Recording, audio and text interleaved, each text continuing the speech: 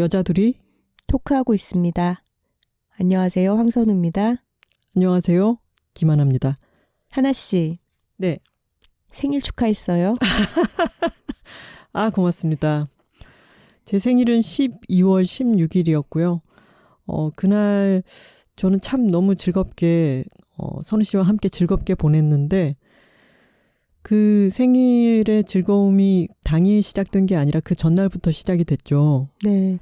저희가 정석영 작가님 인터뷰를 녹음한 것이 하나 씨의 생일 전날이었어요. 맞아요. 그래서 녹음을 마치고 생일 전야제 겸 인터뷰 뒤풀이부터 시작이었죠. 제 생일이 크리스마스 전주에 항상 있기 때문에 아주 예전부터 생일을 즐겁게 보내면 크리스마스가 오고 그러고 나면 연말 이렇게 저는 12월 한 중순부터는 약간 들썩들썩하게 보내거나 나이가 꽤 들고 난 뒤로는 좀 조용하면서도 어떤 평온한 기쁨을 누리는 그런 주간으로 보내왔는데 그래도 생일 당일은 좀 축하도 받고 즐겁게 보내면 좋잖아요. 근데 생일 전날까지 아주 긴장 상태로 일을 했어야 되는 거죠. 그랬죠. 그래서 그날의 녹음을 마치고 났더니 와 정말로 이제 연말의 즐거움이 시작되는구나라는 생각이 들었죠. 네. 저는 연말이 아버지 제사가 이때라 항상 조금 가라앉은 기분으로 보냈었는데 하나 씨랑 같이 살면서 하나 씨 생일이 연말에 가장 큰 이벤트로 새로 들어와서 덕분에 너무 우울하지 않게 옆에서 같이 축하하면서 즐겁게 보낼 수 있는 것 같아요. 고맙네요. 예수님의 생일도 있고 또 그 즈음이 동지 즈음이잖아요. 1년 중에서 가장 해가 짧은 날이기도 하고 그건 다시 말하면은 그날로부터 해가 점점 길어진다는 뜻이기도 하죠. 12월은 어찌 생각하면 참 어둡고 춥고 또 어떻게 생각하면 그렇기 때문에 조그만 빛이 밝게 보이고 또 가까이 있으면서 서로 온기를 나누게 되는 그런 때이기도 한 것 같습니다. 맞습니다. 물리적으로 그리고 정말 추운 시즌입니다. 요 며칠은 진짜 좀 너무한 것 같아요. 제가 부산에 다녀왔잖아요. 네. 근데 저희 엄마가 부산 날씨에 부심 있으신 거 알죠? 알죠. 항상 서울에서 힘들게 사는 저희를 좀 동정하세요. 여름에는 너무 더워서 어떡하냐. 겨울에는 그렇게 추운 데서 어떻게 사냐. 아유, 부산은 뭐 시원하고 따뜻하고 뭐 너무 좋다. 늘 이런 식이었는데 부산 이번에는 날씨 만드신 분처럼. 이번에는 부산도 너무 추웠던 거예요. 거의 제가 부산에서 오래 살고 계속 오가면서 봤던 가장 추운 체감 온도였던 것 같아요. 영하 한 12도? 체감 기온이 그렇게 떨어지더라고요. 그런 숫자를 처음 봤는데 어머니가 약간 자신 없게 말끝을 흐리며 아이고 춥제. 본인이 약간 미안하시다는 듯이. 네, 그렇게 다녀왔습니다. 원래 부산은 영하로만 내려가도 정말 큰일이 나는 곳인데. 그럼요. 그리고 눈이 1cm만 쌓여도 교통이 마비되잖아요. 얼마 전에 저희 새언니가 알려줬는데요. 부산에서는 그 눈오리 집게 있잖아요. 네. 그걸 아예 안 판다고. 안 팔 법도 하죠. 뭉쳐질 양이 안 나오니까. 며칠 전에 그 추울 때 눈발이 약간 날려서 아이들이 아주 초흥분 상태가 되었다고 하더라고요. 제 생일 얘기 다시 조금만 더 해도 돼요? 그럼요. 그 정석영 작가님 인터뷰를 너무나 밀도 있게 그리고 너무 유쾌하고 유익하게 잘 끝냈다는 뿌듯함이 저희가 컸던 거죠. 그래서 끝내고 집에 있는 와인을 들고 집 근처에 있는 작은 식당에 가서 아주 즐겁게 술도 한잔하고 식사를 하고 나서 몇 시간 있다가 이제 제 생일이 되었죠. 그래서 한밤에 축하를 받고 그리고 잠이 들었다가 이 긴장이 풀린 탓에 늦잠을 자고 말았습니다. 네. 점심 때는 제가 작년에도 갔던 작은 스시집이 있어서 거기를 미리부터 선우 씨가 예약을 해뒀기 때문에 가서 식사를 했어야 했는데 좀 대박 지각을 하고 말았죠. 근데 거기는 아주 작은 곳이어서 룸처럼 따로 돼 있는 데가 하나 있고 바에는 이번에 세 팀 저희를 포함해서 세 팀이 식사를 했는데 너무 놀랍게도 그러니까 룸까지 포함해서 총 4팀 중에 저희를 뺀 3팀 중 2팀에 톡토로가 계셨습니다. 네. 저희가 식사를 마치고 나왔는데 일부러 기다렸다가 인사를 해주시더라고요. 근데 그분이 약간 문제적 발언을 하셨죠. 본인 오늘이 결혼기념일인데 결혼기념일보다 이게 더 기뻐요. 남편을 옆에 세워두고. 남편이 사진 찍어주시고 아주 참한 괜찮은 남편분 같았습니다. 네, 사이 좋아 보이시더라고요. 기념일 축하드리고요. 네. 그리고 그날 눈이 쌓인 길을 산책도 하고 저녁으로는 선우 씨가 미역국도 끓여줘서 정말 너무 즐거운 하루를 보냈는데요. 그렇게 촘촘히 즐거운 하루를 보낸 나머지 그 생일날 12시 땡 하자마자 제가 너무 충격적인 사실을 깨달았죠. 저의 듀오링고 지금까지 250일 넘게 쌓아왔던 그 연속된 날을 거기서는 스트릭이라고 하는데 그 250일 넘는 스트릭을 제가 날려먹었더라고요. 아이쿠, 노느라고. 생일이 너무 흥겨운 나머지. 그 전에는 정석영 작가님이 인터뷰 준비하느라고 좀 듀오링고를 소홀히 했었고 근데 뭐 어찌저찌 하다가 그걸 놓쳐버린 거예요. 아이쿠. 그래서 데이 1이라고 찍혀 있는 걸 보고 야 이게 정말 생일에 다시 태어났구나 그런 생각이 들었습니다. 지금부터 다시 태어난 이후로 또 열심히 살아가면 되지 않겠습니까? 아 맞습니다. 그렇게 시끌벅적 조금 들썩이는 시간들을 보내고 지금 저희가 녹음을 하고 있는 오늘은 사실은 크리스마스 이브입니다. 메리 크리스마스. 크리스마스가 지난 후에 방송이 되겠죠. 옛날에는 크리스마스 이브에 일하는 사람들. 진짜 그러고 보니까 네. 우리가 그런 사람들이네. 그런 사람들에 대해서 어떻게 생각했었어요? 안 됐다. 피치 못할 사정이 있겠지. 그래도 훌륭한 일을 하겠지. 이런 생각을 했던 것 같네요. 그리고 크리스마스 이브가 특수라서 그때 또 아주 힘들게 일을 해야 되는 분들도 계시죠. 맞아요. 그때 더 바쁜 분들도 많이 계시고. 네.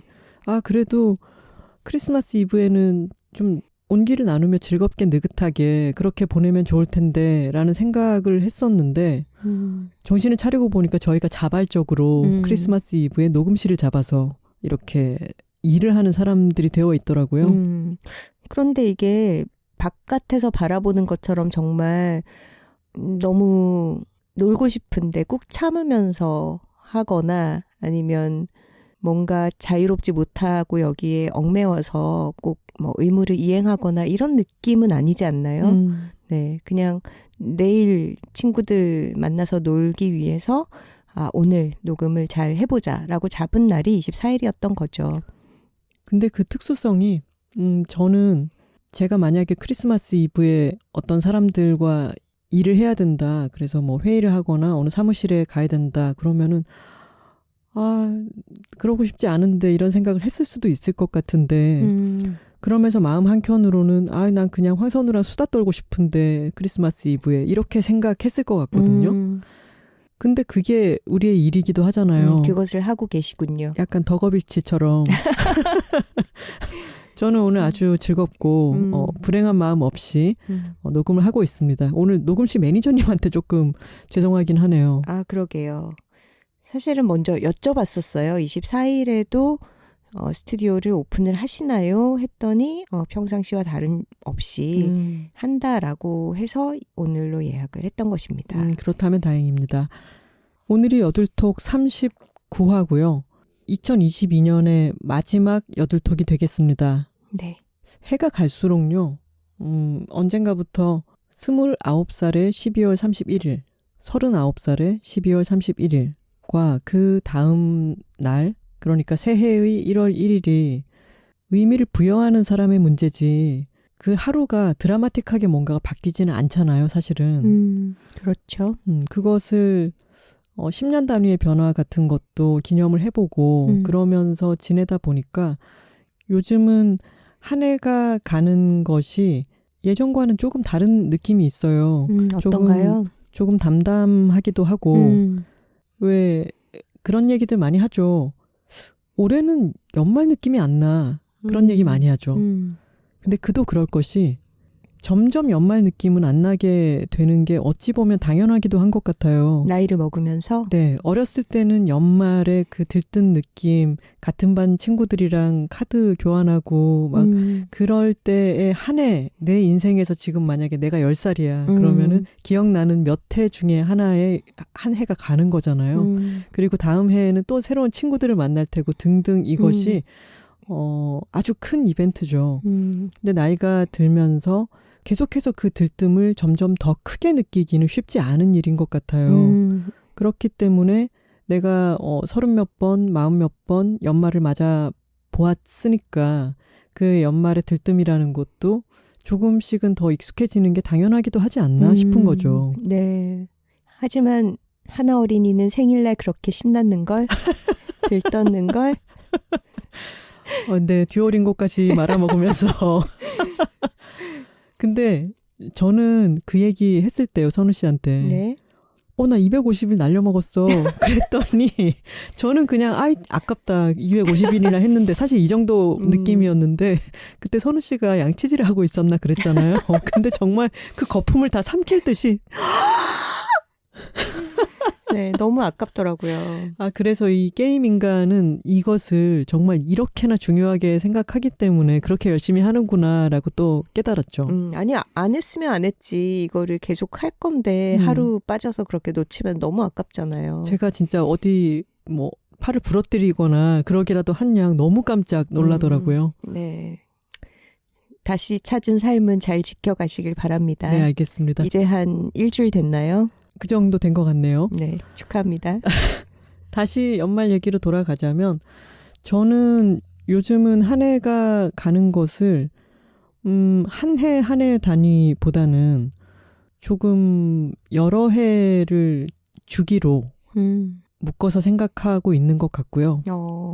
그리고 올해의 경우에는 제가 작년이 어떤 많은 것들을 그만두고 좀 많이 가라앉고 동굴 속 같은 곳에 좀 움츠러들어 있다가 올해 비로소 약간은 얼떨결에 기지개를 켜면서 동굴 밖으로 이제 나오는 것 같은 느낌이었어요. 그래서 여들톡이 거기에 큰 지분을 차지하고 있고 저는 올해는 이제 시작되는 봄에 해당되는 여러 해 중에 첫 번째 같이 느껴져요. 너무 좋네요. 저를 찔러주셔서 고맙습니다. 네. 팟캐스트를 하면서 하나 씨에게 그런 변화가 생겼다니까 시작하자고 주장한 사람으로서 굉장히 뿌듯하고요. 저도 연말을 맞아서 한 해를 좀 돌아보자면 저는 한 해에서 시작할 때와 끝날 때가 뭔가 그런 거 있잖아요. 시작이니까 한번 제대로 잘 살아봐야지. 이러고 막 여러 가지를 생각하고 기록도 하고 이러다가 중간은 그냥 흐지부지 늘 살던 대로 살아요. 그러다가 연말이 오면 또 갑자기 그래 연말이야 올해 뭐 했더라? 챙겨봐야지. 그래서 뭔가 다이어리로 치자면 연초와 연말은 되게 빼곡하게 뭘 적어 넣고 가운데는 그냥 헐렁한 이런 느낌이 좀 매년 반복이 되는 것 같고요. 좀 저라는 사람의 그런 벼락치기 기질 때문이겠죠. 그리고 약간 다른 시간 감각이 보태진 거는 코로나가 시작된 이후인 것 같아요. 이전에는 이 해에는 어떤 기억할 만한 사건이 있었기 때문에 기억에 남는 해. 이때 이사를 했지. 이때 회사를 그만뒀지. 이때 이직을 했지. 이런 것들로 기억을 한다면 코로나 이후에는 코로나 1년. 그러니까 코로나 원년 그리고 코로나 2년 차.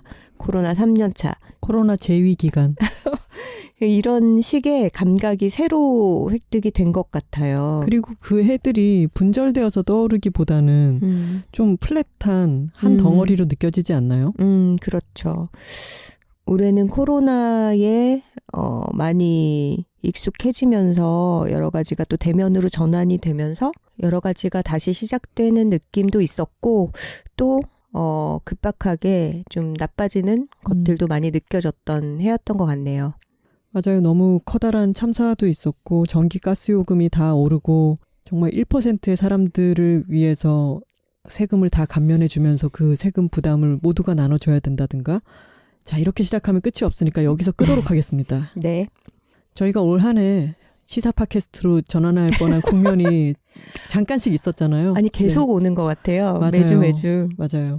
근데 이게 정말 예전에는 정치적인 것들을 막 씹어가면서 친구들과 그걸 안주거리 삼기도 했었는데 요즘은 얘기를 한 20초 정도 하다가 모두가 현타가 와서 야, 이런 얘기 그만하자. 이렇게 되곤 하죠. 그러니까 이전에는 뭔가 비판적인 대화가 가능했다면 요즘은 굉장히 침체되고 절망하게 돼서 오히려 좀 각자 생각하는 쪽으로 뭐 돌리게 되는 것 같아요.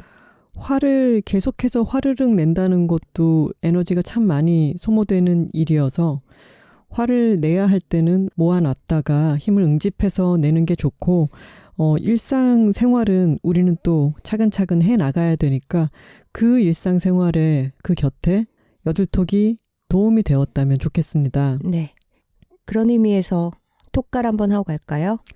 어떻게 한 해 마지막 회차가 될 때까지 이걸 까먹을 수가 있냐고. 아여, 둘, 톡토로톡토로톡! 파워. 파워, 파워. 파워.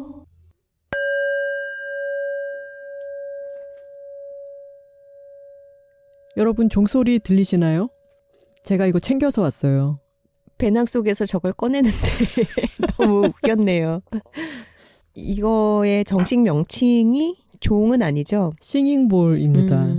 근데 이 종소리라는 게 전 세계 문화권에 쇠붙이로 종을 만들어서 치는 뭐 방울일 때도 있고 그런 소리가 있잖아요.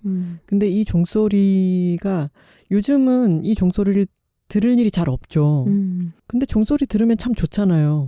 하나 씨가 유독 좀 종교적인 의식과 관련된 여러 가지 요소들을 참 좋아해서 저거를 주문해서 집으로 배송을 시켰더라고요. 그래서 가끔 밥 먹기 전에 쳐주고 하루 일과를 마칠 때 쳐주는데 덩달아서 좀 마음이 경건해지면서 정화되는 그 느낌이 참 좋더라고요. 그 느낌을 톡토로 여러분들과도 나누고 싶어서 배낭에 싸질머지고 왔습니다. 한 번만 더 쳐봐 주시겠어요? 좋죠. 종소리 ASMR 같네요. 올해 마지막 방송되는 여둘톡 39화는 2022년을 함께 돌아보는 시간을 마련했습니다. 연말 결산 편입니다. 아까 얘기했던 것처럼 31일과 1월 1일이라는 게 그렇게 커다란 차이가 있는 것은 아니지만 마디를 부여함으로써 그 마디의 끄트머리에서 한 해를 돌아보고 그래 이런 일이 있었지 하고 한 번씩 점 찍고 넘어가는 거는 좋은 것 같아요. 맞아요. 나이를 한 살 더 먹는다는 것에 부여되는 여러 가지 의무나 선입견에 연연할 필요는 없겠지만 뭔가 시간의 단위가 바뀔 때 지금의 나를 점검해보고 또 새롭게 뭔가 시작할 수 있는 그런 계기로서의 새해가 주어지는 것은 굉장히 또 기쁜 일이기도 합니다. 지난번 반년 특집에서는 재생 요청수라든가 다양한 퀴즈도 있었고 그렇게 정리를 착착 해서 왔지만 연말 결산 편에서는 우리의 톡토로 쉽을 여러 메일과 댓글들을 읽어가면서 또 기억나는 것들을 덧붙이면서 좀 편안하게 이야기를 해보겠습니다. 네. 근데 편안하게 시작이 되지는 않을 것 같아요. 어느 네. 분이 이런 댓글을 쓰셨어요. 네. 파티셀이 소재의 여둘 애들을 듣고 쓰신 것 같은데 케이크 광고를 왜 이렇게 길게 하시나요? 물음표 7개. 들어도 끝이 안 나네요. 라고 쓰셨습니다. 이분으로서는 너무 사실 의아한 거죠. 보통의 광고는 한 몇 번 스킵만 누르면 지나가야 되는데 그렇죠. 10분도 넘게 20분 막 넘어가게 얘기를 한단 말이죠.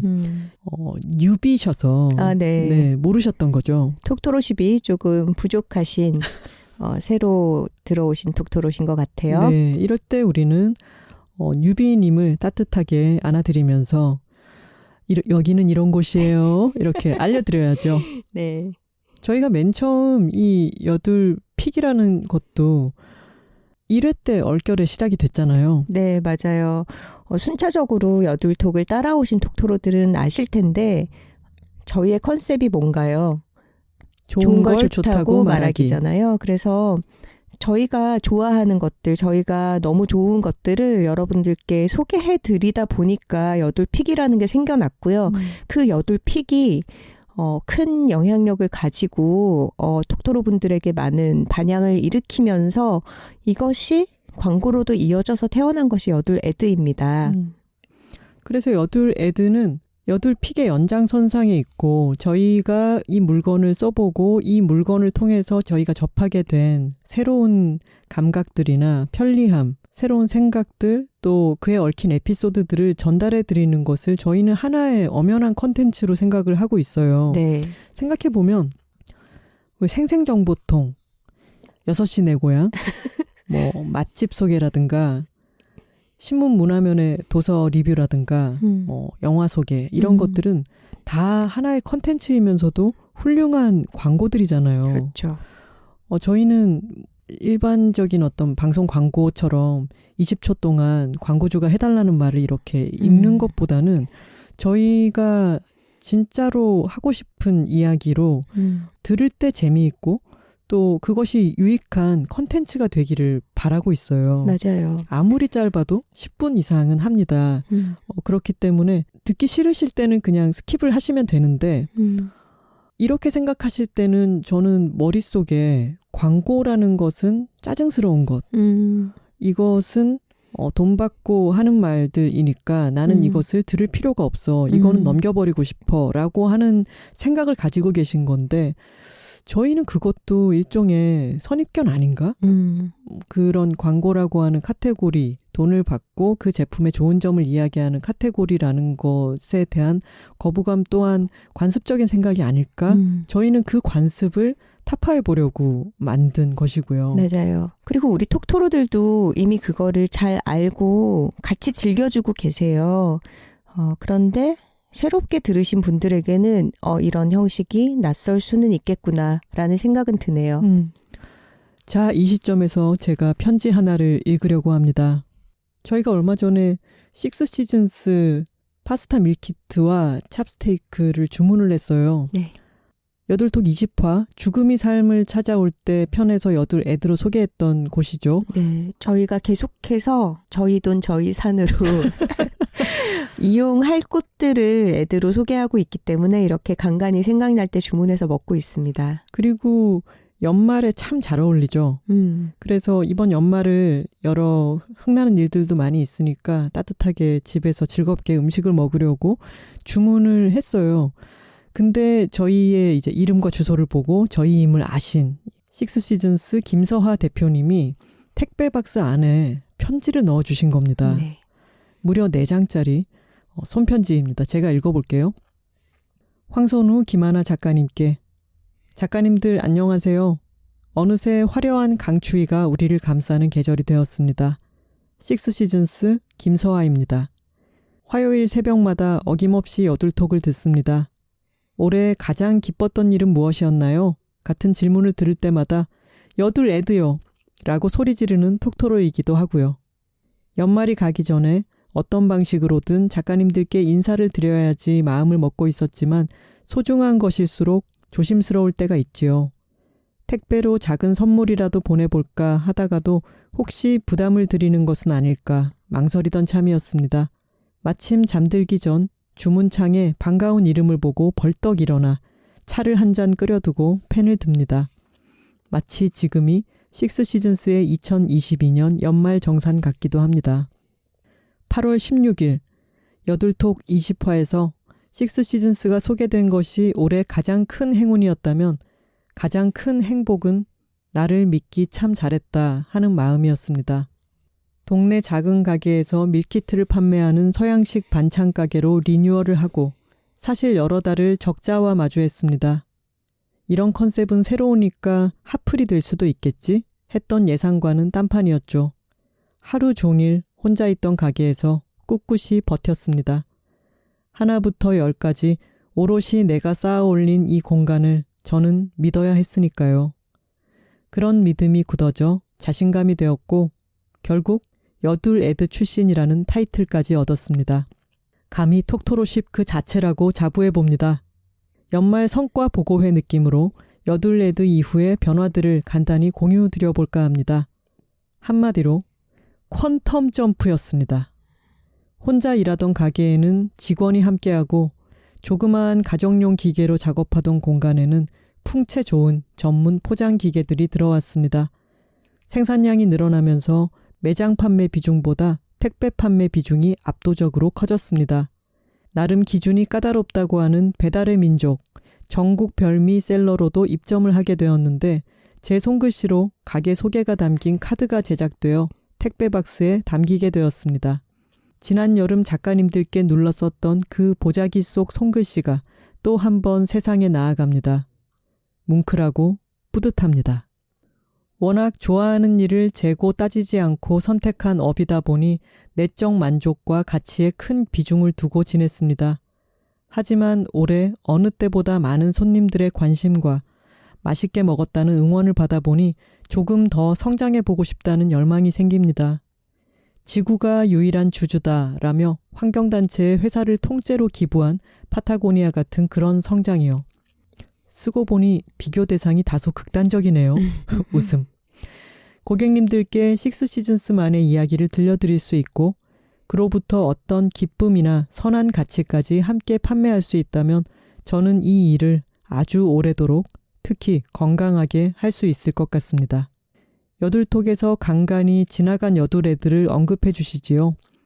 그때마다 매출 그래프가 일렁이는 것을 보면 톡토로 파워가 점점 강해지고 있구나 체감합니다. 여둘톡과 식스시즌스 모두 올해 정말 훌륭했습니다. 항상 응원하고 감사드립니다. 새해 목표를 하나씩 적어가고 있는데 하나 선우 작가님 만나기도 있습니다. 부산, 서울 혹은 예상치 못한 그 어딘가에서 꼭 한번 직접 뵙고 싶습니다. 여둘애드 광고주로서, 톡토로로서, 또 오랜 팬과 독자로서 전부요. 언제나 건강하시고 몸과 마음 따뜻한 연말 보내시면 좋겠습니다. 고맙습니다.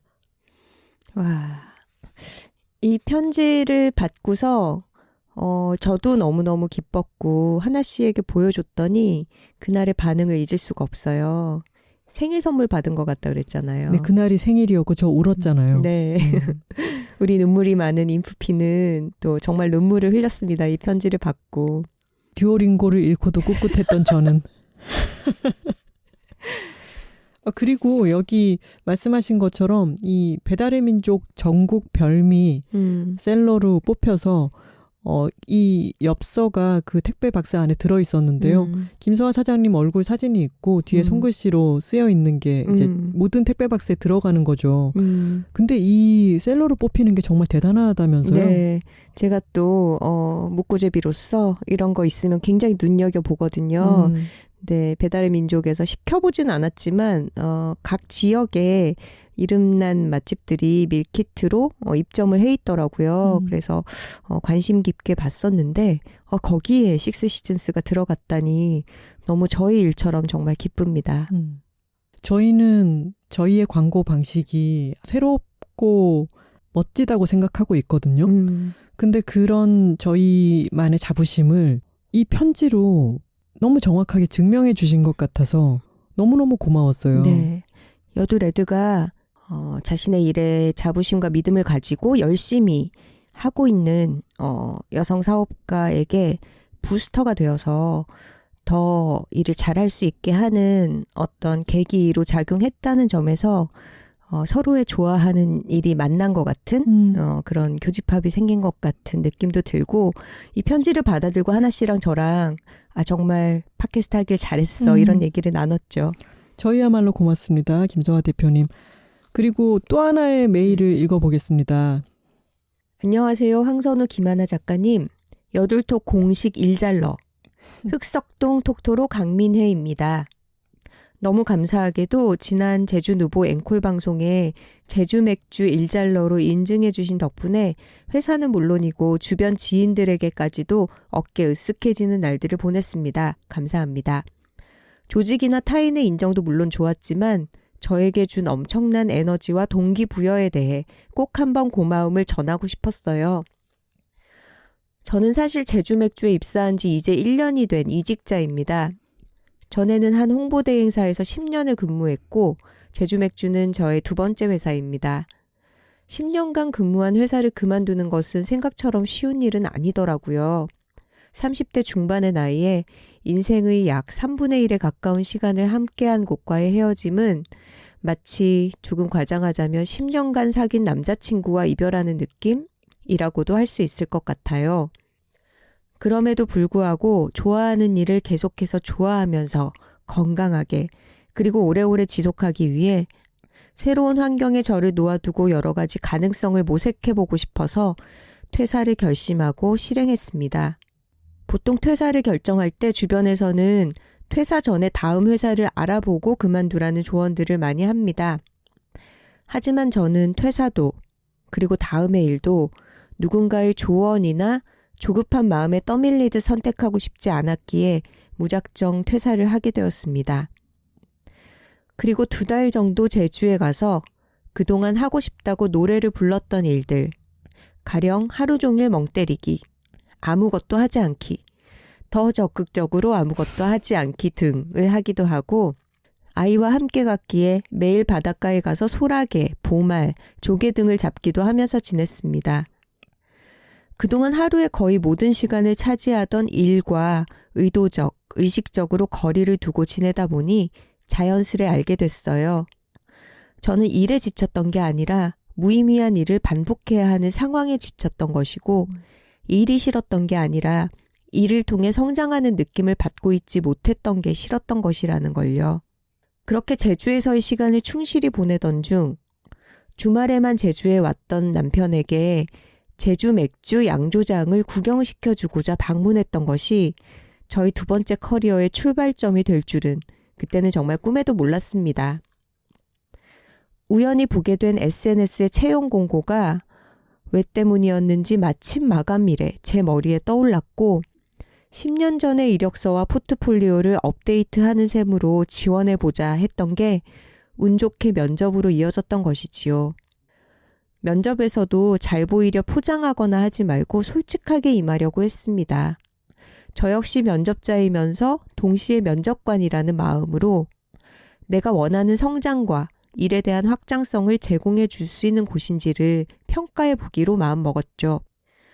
저는 살면서 항상 연습보다 실전에 강하거나 한 번의 시험에 붙는 그런 유형의 사람이 아니라고 생각했기에 막상 합격 소식을 듣고는 얼떨떨했습니다.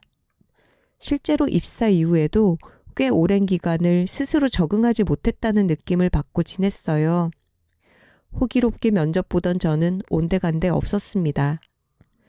그러던 중 커뮤니케이션을 담당하는 오정현 팀장님과 제가 제주 누보 제품 커뮤니케이션을 기획하던 차에 생각이 교차하는 그 지점에 작가님들이 계셨어요.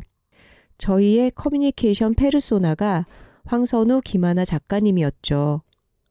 간절하면 이루어진다는 말이 맞는지 마침 그 시기에 우연히 저희가 협찬했던 행사에 황선우 작가님이 참석하셨고 그렇게 여둘톡과의 인연이 시작되었답니다.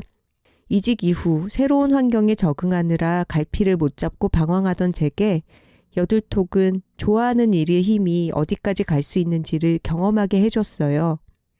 여둘톡을 기점으로 스스로에 대한 믿음과 자기 효능감이 높아졌어요. 일이라는 세계 속에서 나를 키워나가는 과정이 더 이상 두렵지 않습니다. 일하는 사람으로 단단한 뿌리를 내릴 수 있게 된 데에 작가님들의 책과 글이, 팟캐스트가, 그리고 일이 제게 준 영향들을 잊을 수 없을 것 같아요. 감사합니다. 누군가 제게 묻는다면 저 역시 저는 지금 좋아하는 일을 하고 있습니다. 라고 대답할 거예요. 그리고 작가님들이 좋아하는 일을 하는 모습들을 계속해서 응원하겠습니다. 추워진 날씨에 감기 조심하세요. 감사합니다. 그리고 이분은 항상 매일 말미에 이렇게 인사를 해주세요. Cheers!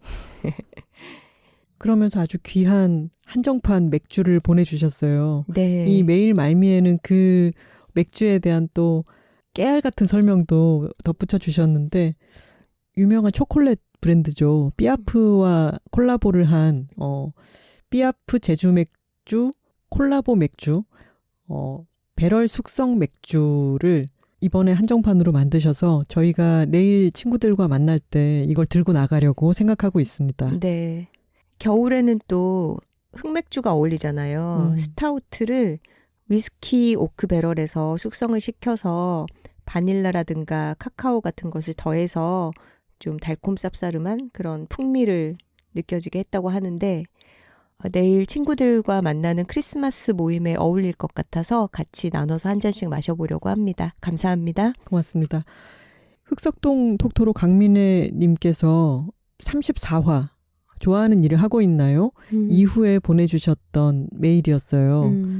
이때도 그렇게 생각을 했죠. 아, 여둘 피그라고 여둘 애드 하기를 잘했구나. 그리고 우리는 우리가 좋아하는 것들에 대해서 떠들고 그 떠든 힘이 선순환을 가져올 때 그때 느끼는 뿌듯함이 정말 크구나라고 또 한 번 느꼈습니다. 맞아요. 저는 여둘애들을 하면서 참 좋은 게 뭐 여러 가지 다양한 것들을 맛보고 골라서 소개하는 재미도 있지만 이걸 하면서 새로 알게 되는 자기 자리에서 정말 열심히 일하는 여성들과의 연결인 것 같아요. 그중에는 식스시즌스처럼 자신의 이름을 건 브랜드를 운영하는 자영업자 분들도 계시고 우리 제주맥주의 강민혜 톡토로님처럼 조직의 일원으로서 일하시는 분들도 계시고 또 hinok처럼 제가 오랫동안 어떻게 일하는지 보아오고 알아온 브랜드를 여러분 앞에 소개해드리는 그런 기쁨도 있습니다. 여러 일 잘하는 톡토로들로 와글와글한 이 울타리를 확인하게 되는 계기인 것 같아요. 여둘 애드가. 한 말씀 덧붙이자면은 여둘 애드 광고주님들 연말정산 보고서 같은 메일이나 뭔가를 보내야 되는 건 아닐까 이런 생각은 하지 않으셔도 됩니다. 절대 압박감 느끼지 마시고요. 저희가 그동안 몇 달 동안 차근차근 하나씩 온 거를 오늘 연말 결산이기 때문에 소개해드리는 겁니다. 그리고 최근 저의 생일날 또 주원농장에서 배를 잔뜩 보내주셔가지고 네. 그 택배 박스 규격보다 더 넘쳐나게 테이프로 막 붙여서 보내주셔서 정말 너무 고맙게 잘 받았고 친구들과 나누기도 했습니다. 네. 근데 이것은 광고주님들이 주님들이 하나님에게 주신 선물이네요. 광고주님들이 가끔 기분이 나실 때 이런 것은 저희는 너무 고맙긴 하지만 저희는 기본적으로 집에 지금 물건이 많이 넘쳐나고 있고 네. 어떤 의무처럼 절대 생각하지 않으셨으면 좋겠어요. 그러니까요. 여둘 애드 이후에 어제도 보니까 파티세리 소재가 잠시 일을 연초에 쉬는 기간을 갖는다. 여둘 애드 이후에 품절이 계속 이어져서 감사하면서도 재정비의 시간이 필요하다. 재정비의 시간이 이제 필요하다는 말씀을 올려주셨던데 각자의 현장에서 바빠진 일상들을 보내고 계실 테니까 이것을 절대로 의무처럼 생각하지 않으셨으면 좋겠습니다. 네. 김하나 작가가 미니멀리스트인 거 다들 아시죠? 저에게도 생일 선물 뭐 받고 싶냐고 물어봤더니 깨끗한 옷방이라고 하더라고요.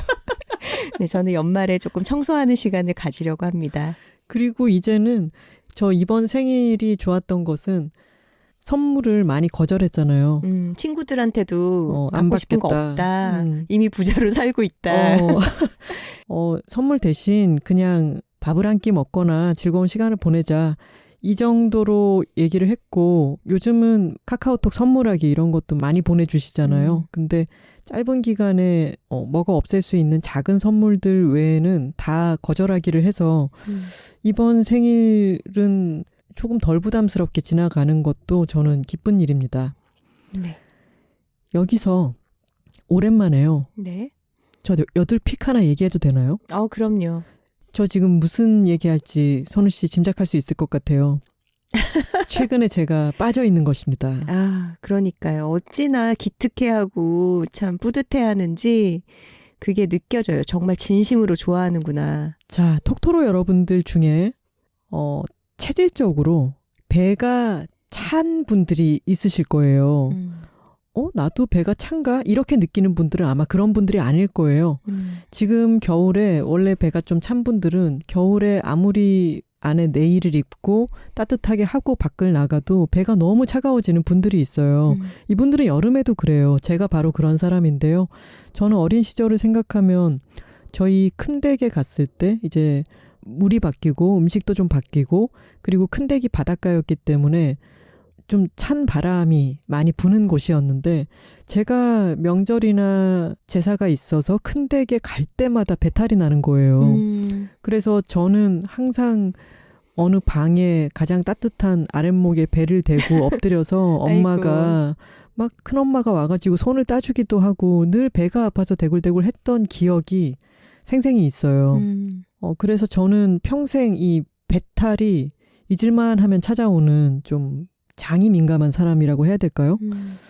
근데 그것이 배의 순환이 잘 안 되는 것과도 연관이 있는 것 같아요. 배를 만져보면은 배가 따뜻하지가 않고 차거든요. 근데 선우 씨는 날이 차가울 때 배가 차거나 시리거나 하진 않아? 그랬더니 아니라 그러면서 나는 따끈따끈한데 그래서 제가 손을 대봤잖아요. 정말 따끈따끈 하더라고요. 날씨와 상관없이. 그러니까 이거는 체질적으로 구분이 되는 문제일 것 같아요. 제가 트위터에서 어느 분이 배 워머라는 게 너무 좋다라고 올려주신 거예요. 그걸 보고 주문을 해봤습니다. 러브 핑코 배 워머라는 것인데요. 8천 몇백 원 해요. 네이버에서 찾아보시면 나옵니다. 무료 배송이었던 것 같아요. 근데 조금 웃기는 거는 그 워머가 수면 양말 같은 재질, 뭔지 아시죠? 수면 바지 같은 그런 거를 배 쪽에만 딱 찰 수 있게 돼 있어요. 잘 늘어나는 소재라서. 근데 그 배 한가운데 캐릭터의 얼굴이 그려져 있습니다. 그래서 제가 그것을 입으면 얼굴이 늘어나요. 표정이 약간 달라지죠. 그것도 하나의 재미 포인트인데 제가 그것을 주문해서 이 배에다가 입어보고 나서 삶의 질이 정말 수직 상승했습니다. 특히나 요즘처럼 추운 계절에 배가 차갑고 또 연말 모임 같은 것 때문에 과식을 하거나 하면은 배탈이 나기도 쉬운데 배를 계속 따뜻하게 해두잖아요. 그리고 저는 잘 때 파자마를 입고 자는데 이불을 잘 차내는 또 타입이에요. 근데 그러면 배가 너무 차가워지는 거죠. 새벽쯤에는. 근데 이 워머를 딱 하고 잤더니 새벽에 제가 이불을 차냈어도 배가 너무 따뜻한 거예요. 그래서 제가 숨을 쉴 때마다 배가 따뜻해. 이 배가 불어났을 때 배 워머에 배가 닿으면서 포근하게 안겨있는 이 느낌이 배가 너무 불어났을 때란 말이 너무 웃긴데 숨을 들이마셔서 네. 배가 이제 빵빵해졌을 때를 맞습니다. 말하는 거죠. 제가 약간 흥분했네요. 그래서 이게 너무 좋은 거예요. 그래서 이 배 차가운 여러 톡토로 분들께 이것을 꼭 추천해야 된다라고 생각했습니다. 제가 이제 나이가 47세, 내년이 되면 한국 나이가 사라진다 그러니까 다시 46세가 되겠죠. 46세에 8천 몇백 원 가격으로 삶의 질이 이렇게 평생 고질적으로 알아오던 이 체질적 문제가 이렇게 획기적으로 개선될 줄은 정말 몰랐습니다. 여러분, 배찬 분들은, 배찬이들, 우리 톡토로 배찬이들은 이걸 의무적으로 구입하셔야 됩니다. 올겨울에 가시기 전에 저를 믿고 러브핑코 배 워머 캐릭터 얼굴이 그려져 있는 것을 꼭 주문하십시오. 너무 진정성이 넘친다. 정말 추천해서. 야, 뭐를 이렇게까지 권할 수 있습니까? 정말 마음이 움직이는데 제가 배가 따뜻한 바람에 필요가 없다라는 게 안타깝죠. 안타깝네요. 근데 항상 그런 게 있어요. 저는 그 수면 양말이라는 컨셉 자체가 너무 포근하잖아요. 네. 항상 갖고 싶고 그걸 팔면 좀 사기도 했어요. 근데 한 번 신어보고 깨닫는 거죠. 나는 이게 필요 없는 사람이구나. 선우 씨는 겨울에도 무인양품 다다미 슬리퍼를 신어야 되는 사람이잖아요. 그러니까요. 말레이풀 슬리퍼를. 나는 손발이 이렇게 뜨끈뜨끈하고 땀이 나고 배도 타진 사람인데 근데 그런 개념 자체가 참 너무 반갑네요. 겨울에 손발뿐만이 아니라 이제 배까지 따뜻하게 할 수 있다. 워머가 있다라는 것이. 근데 저는 손발은 또 열이 많이 나요. 그리고 수면 바지도 다리가 더운 거를 못 견디기 때문에 입지를 못해요. 그 사람마다 춥고 덥고를 느끼는 부위별로 다 뭔가가 다르잖아요. 근데 저는 수면 바지를 입는 것은 갑갑해하고 못 입는데 배 워머는 이렇게 행복해질 수 있다는 게 각자 여러분들도 부위별로 실험을 한번 해보시기 바랍니다. 하나 씨가 전에 그런 얘기 했었잖아요. 매우 예민한 사람들을 위한 책에 보면 책 제목이 매우 예민한 사람들을 위한 책입니다. 그 예민한 사람들일수록 그러니까 신체의 다른 부위가 아니라 배에 살이 찌는 경우가 있다는 얘기 하지 않았나요? 제가 그거를 읽고 선우 씨에게 이유가 있었어. 그게 이유가 정말 통하는 거 아니에요? 뭔가 예민한 사람들이 그렇대요. 순환이 잘 안 되고 그게 코르티졸이 만성적으로 분비되면 배 쪽의 순환이 떨어진대요. 그러면은 거기에 이제 지방이 많이 생기기 쉽고 그리고 팔다리 쪽으로는 근육이 덜 생기고 그러다 보니까 운동 능력이 또 떨어지고 이게 악순환이 되기 쉽다라고 나와 있었는데 예민한 사람이 배가 나오기 쉽다니 우리가 그냥 보통 생각하고 있는 것과는 좀 다르기도 하고 저의 체형과는 딱 맞아떨어져서 괜히 반가웠답니다. 아니 그래서 이 워머를 들인 이후로 주변 친구들한테 설문을 해보면 외향인들은 배가 따끈따끈하고 대체로 내향인인 친구들이 배가 차더라고요. 그래서 이게 연결된 건가 하는 생각도 해보게 됩니다. 근데 약간 모집단이 5명밖에 안 돼서 그러네. 섣부른 얘기가 될 수 있죠. 네. 지금 스스로는 알고 계시는 우리 배찬이 톡토로님들 지금 당장 주문하시면 저에게 감사하시게 될 겁니다. 네. 오랜만에 시원하게 이런 말은 해도 되나 하지 말아야 되나 광고주님한테 폐가 되는 건 아닌가 이런 거를 신경 쓰지 않고 마구 얘기를 해보니까 너무 시원한데 선우 씨도 내친 김에 네. 뭐 하나 끄집어내 봐요. 아 그럴까요? 저는 최근에 좀 책을 여러 권을 좀 이어서 읽고 있어요. 근데 올해 많은 책을 읽지는 못했는데 지금 가을 이후로 제가 빠져있는 시리즈가 있습니다. 아마도 제가 클래식 공연 다니는 걸 좋아하고 음악을 즐겨 듣는다는 것은 많이들 아실 텐데 음악을 꾸준히 들으면서도 이거를 체계적으로 좀 공부를 하고 싶다, 책을 읽어봐야겠다 그런 생각은 별로 하지 않았던 것 같아요. 그런데 제가 최근에 읽고 있는 이 시리즈가 저의 음악 생활을 아주 폭넓게 그리고 깊이 있게 만들어주고 있어요. 책의 제목은 난처한 클래식 수업입니다. 난처한이란 거는 난생 처음 한 번 공부하는 의 약자고요. 이게 뭐 경제, 뭐 미술 이런 식으로 다양한 시리즈들이 있어요. 그중에서 제가 읽고 있는 것은 클래식, 서양 고전 음악에 대한 시리즈이고 저자가 민은기 교수님, 서울대 음대 교수님이십니다. 여자분이시고 하나 씨가 책이라웃 진행할 때 한번 초대해서 게스트로 모신 적이 있었죠. 네, 그때 저도 여러 권을 읽고 저처럼 클래식에 크게 관심이 없는 사람도 너무 재미있게 읽으면서 들을 수 있는 그런 책인데다가 이거를 여러 권 읽고 음악을 계속 들었더니 연주회를 같이 갔을 때 나 주제부가 좀 들리는 것 같아 이런 얘기를 했었죠. 선우 씨한테. 그때 하나 씨가 워낙 재밌게 읽으면서 저한테도 추천을 해서 조금 넘겨보고 아마 첫 권 모차르트는 제가 읽었던 것 같아요. 그런데 모차르트에 대해서는 제가 크게 관심이 없기도 하고 워낙에 아마데우스라든가 이런 영화로 많이 만들어져서 조금 알고 있다라고 생각한 부분도 있었던 것 같아요. 그래서 그거 한 권까지는 그다지 흥미롭게 읽지는 않았는데 뭔가 왜 그랬지? 내가 왜 이걸 다시 읽기 시작했지? 뭔가에 꽂혀서 쇼팽과 리스트부터 읽었나? 바흐를 읽지 않았어요? 아니요. 바흐는 지금 읽고 있고 기억이 났어요. 제가 이고르 레빗 피아노 베토벤 피아노 소나타 공연을 베토벤을 읽었죠. 보러 가기 전에 뭔가 공연 준비로서 예습한다고 하잖아요. 그 공연에 소개될 레퍼토리도 다양한 연주자의 연주로 들어보고 그리고 그때 그 전에 갔던 안드라스 쉬프 공연에서도 베토벤 소나타를 연주를 했었죠. 네. 그래서 뭔가 이어서 여러 연주자의 버전으로 듣다 보니까 그 책이 눈에 띄어서 읽기 시작했습니다. 그랬더니 너무 재밌는 너무 거예요. 재밌죠. 사실 클래식에 대해서는 뭔가 이 음악가들의 인생에 대한 야사 같은 게 굉장히 많이 전해져요.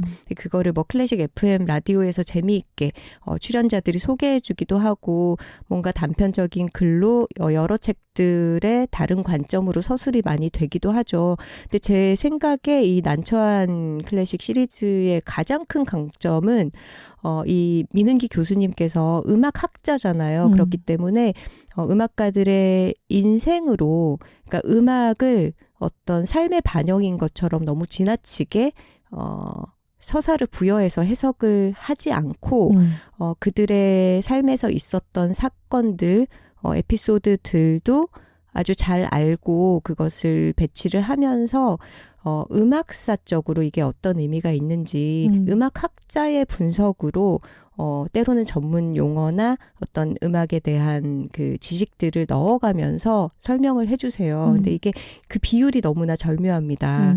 그리고 이 책이라는 매체의 정말 강점일 텐데 이 서술들을 읽으면서 QR코드가 다 삽입이 되어 있어요. 맞아요. 그래서 이 그게 시기에 정말 최강점이죠. 의미 있는 이 곡, 이 연주라고 하면은 그거를 휴대폰으로 QR코드를 찍어서 바로 들으면서 읽을 수가 있어요.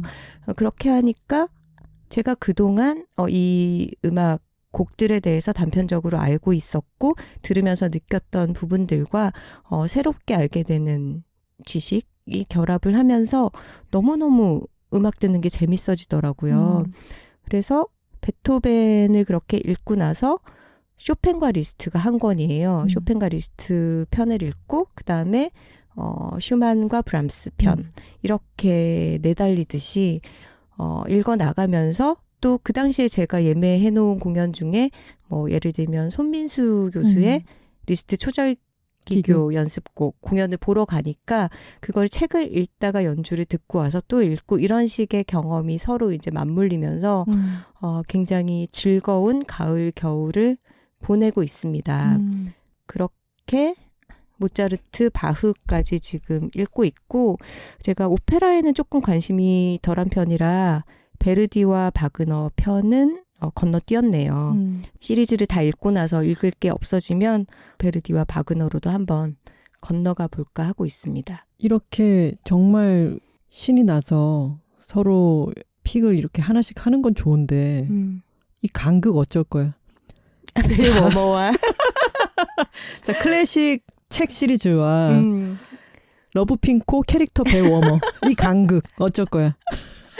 하지만 근데 배찬이들은 배 워머를 이렇게 딱 차고 난처한 클래식 시리즈를 읽으면 됩니다. 맞아요. 그리고 이 시리즈를 저에게 처음 영업을 했던 것도 하나 씨였잖아요. 그렇죠. 근데 그 영업이 사실 즉시 먹혔다기보다는 아주 긴 시차를 두고 저에게 흡수가 돼서 좀 도달하는 시간이 걸린 편이죠. 아주 고맙게 제가 생각합니다. 영업을 했기 때문이죠. 맞아요. 그리고 하나 씨가 읽었던 바흐편 같은 거를 보면은 막 적어놓은 메모 같은 게 되게 재밌더라고요. 막 웃긴 부분에는 크크크 뭐 이렇게 해놓기도 하고 뭐 호로비츠가 뭐 연주를 멈췄다가 재개했던 뭐 그런 시기에 대한 얘기에는 뭔가 자신만의 메모를 해놓기도 하고 그래서 좀 대화하듯이 읽는 재미도 있습니다. 이 책을 제가 읽은 순서로 저는 베토벤이 아마 3권일 거예요. 3권부터 읽어나간 것 같은데 베토벤이 워낙 유명하기도 하고 음악 사적으로도 중요한 인물이라 거기서부터 읽으셔도 좋겠지만 2권이네요. 베토벤이. 제가 제 친구들한테 추천을 한다면 5권 쇼팽 리스트 피아노에 담은 우주 이 편부터 읽기를 권할 것 같아요.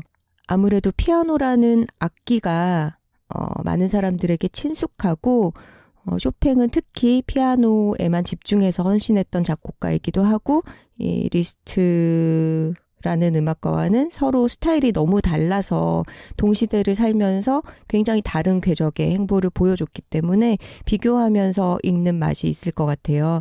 그래서 5권부터 한번 읽어보시고 재밌으면 앞뒤로 확장하면서 독서하시면 텍스트와 음악 감상을 동시에 오가며 아주 즐거운 문화적 경험이 될 것 같습니다. 네, 그러셔도 좋겠고 저는 1권부터 재미있게 읽었고 1권부터 읽으면 음악 용어에 대해서 저 같은 무지렁이들에게 음악 용어를 착착 정리를 해가면서 갈 수가 있어서 그 다음 권에는 1권에 설명된 개념을 바탕으로 또 더 넘어가는 게 있어서 순서대로 읽으셔도 좋고 더 재미있는 거를 읽으셔도 좋겠죠. 네. 그리고 또 한 가지 영업하자면은 제가 책이라웃 143회에서 민은기 교수님과 함께 난처한 클래식 시리즈에 대해서 대화를 나눈 편이 있습니다. 참고하셔도 좋겠습니다. 네. 자, 다시 톡토로들의 연말 결산으로 돌아가 보겠습니다. 안시오 님이 메일을 주셨네요. 작가님들 안녕하세요. 안시오입니다. 우리 일본 톡토로 님이죠. 네. 여둘톡에 사연을 보내는 게 아주 오랜만인 것 같지만 꾸준히 즐겁게 듣고 있습니다. 저에게 2022년은 아무래도 한국에 오기 전과 후로 나눌 수밖에 없는 것 같습니다. 계속 가족과 같이 살았기 때문에 집안일을 하거나 그런 경험이 주변 친구들보다 많이 없었는데 처음으로 혼자서 모든 것을 해야 하게 된 유학 생활은 저를 많이 성장하게 해주었습니다. 한국에 와서 한 달 정도는 좁은 고시원에서 살아야 했는데 그런 환경에서도 역시나 여둘톡이 제 힘이 되어 주었습니다. 기숙사로 이사 온 지금도 바닥, 욕실, 화장실 등등 청소를 하면서 들으면 훨씬 신나게 할 수 있는 것 같습니다. 2022년에 제 기억에 제일 인상 깊게 남아있는 것은 서울의 가을입니다. 처음에는 일본의 가을과 크게 다를 게 없겠지? 라고 생각했었지만 제가 온 9월부터 11월의 늦가을까지 주변 나뭇잎의 색깔이나 공기가 아주 천천히 변해가는 것을 느낄 수 있었는데 제가 지금까지 경험한 가을 중에 제일 예뻤던 것 같습니다. 가을한단 편을 듣고 그래, 나도 걸어야겠다고 마음먹고 수업이 끝난 후에 친구와 함께 덕수궁으로 갔는데 예쁜 단풍에 진심으로 감동했습니다. 이제 가을은 끝나고 이번 주부터 갑자기 추워졌지만 한국의 겨울도 정말 기대가 됩니다. 겨울 한담 편도 있을까요? 2022년에 여둘톡을 만나게 돼서 저에게 화요일은 특별한 요일이 되었고 멋진 톡토로분과 좋아하는 것에 대한 많은 이야기를 나누기도 했습니다. 이 모든 것에 감사드리고 싶습니다. 앞으로도 계속 응원하겠습니다. 사랑합니다. 하셨습니다. 안시호님 매번 느끼지만 정말 한국어를 잘 구사하시는 것 같고요. 그런데 올해 한국의 가을은 제가 지금까지 경험한 중에도 제일 예뻤습니다. 맞습니다. 이번 가을이 특별히 좀 예뻤습니다. 내년에 혹시 한국의 가을이 작년만 못하더라 해도 실망하지 마시고요. 이렇게 정말 가끔 주어지는 것의 소중함을 또 오래 기억하는 것도 이미 있는 거잖아요. 그렇죠? 근데 올해 안시호님이 한국에 오셨는데 마침 여둘톡을 듣고 걸어야겠다. 그래서 덕수궁을 가서 한국에서도 특별히 더욱 아름다웠던 이 가을날의 덕수궁을 걸으셨던 것은 저희로서도 너무 뿌듯한 일이네요. 맞아요. 운이 좋으신 분입니다. 안시호님은. 현토로님의 올해 연말결산입니다. 안녕하세요 작가님들. 저는 원주에 사는 20대 현토로라고 해요. 자기만의 연말 결산을 소개해달라는 작가님들의 요청에 곰곰이 생각을 해봤어요. 저는 기억력이 안 좋은지 딱 말하라고 하면 생각이 안 나고 누군가가 그때 일을 언급하면 그제서야 기억이 나더라고요. 하지만 올해 가장 기억에 남는 일이라고 하면 2월 말에 2명의 친구들과 부산 여행을 간 거예요. 초등학교 4학년 때 만나서 졸업쯤에 한 친구가 이사 가면서 멀어질 줄 알았는데 여전히 잘 지내고 계시다고 합니다.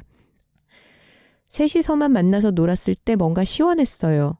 부모님 없이 오로지 우리들끼리만 있다는 게 성인이란 엄청난 자유가 있다는 거구나를 20살에 느꼈습니다. 작년에는 로망을 가지고 있던 부산으로 놀러 갔어요. 사실 여행지를 부산으로 정하기까지도 시간이 걸렸지만 이럴 때 아니면 언제 해보겠어? 라는 생각으로 과감하게 정했어요. 막상 가보니 별거 아니더라고요.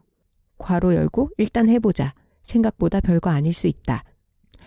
각자 집에서 출발한 거라 2대1로 이동을 해서 숙소 근처에서 만났는데 낯선 곳에서 오랜만에 셋이 함께 있는 거니까 너무너무 행복하더라고요. 생각 없이 놀던 애들이었는데 직장을 잡고 자기 꿈을 향해 달려가는 시점이 됐다는 게 대견하기도 하고 한편으로는 안쓰럽기도 했어요. 2월 말에 갔는데 바람이 생각보다 차가웠어요. 처음에는 너무 춥다라고 하다가 뒤로 갈수록 바람에 머리가 휘날려도 아무렇지 않게 여기고 머리 쓱 넘기고 다녔어요. 바다 구경은 정말 실컷 했고 사진도 많이 찍어주고 조개구이까지 먹고 부지런히 관광지를 돌아다녔어요. 2박 3일은 처음이라서 왠지 모르게 안정감도 느꼈어요. 밤늦게까지 맛있는 거 먹으며 TV 보는 것도 좋았고 부스스한 상태로 조식 먹으러 가는 것도 무엇보다 오랫동안 친구들과 있을 수 있다는 게 좋았어요. 저는 팟캐스트를 집안일 할 때, 멍 때리며 있을 때, 컨디션이 안 좋은 날 운동할 때 들어요. 그러면 힘이 나거든요. 근데 여둘톡은 그때 들으면 안 돼요. 여둘톡은 무언가와 병행하면서 들으면 대화 내용을 100% 소화할 수 없기 때문인데요. 작가님들의 생각은 저와 다른 환경에서 지낸 분들의 생각이다 보니 다른 관점에서 바라보는 것을 가능하게 해요. 그리고 그것이 저의 선입견과 편견을 바꿔주기도 합니다. 또한 제게 감명을 주시기도 합니다. 전혀 하지 못했던 생각인데 의미 있고 폭넓게 생각하게 해주셔서 정말 들으면서 진정한 의미의 감사를 느껴요. 마지막 남은 12월까지 모두 건강하게 지내세요. 올해 좋은 이야기 나눠주셔서 정말 감사합니다. 톡토로 분들도 모두 행복합시다. 사랑해요.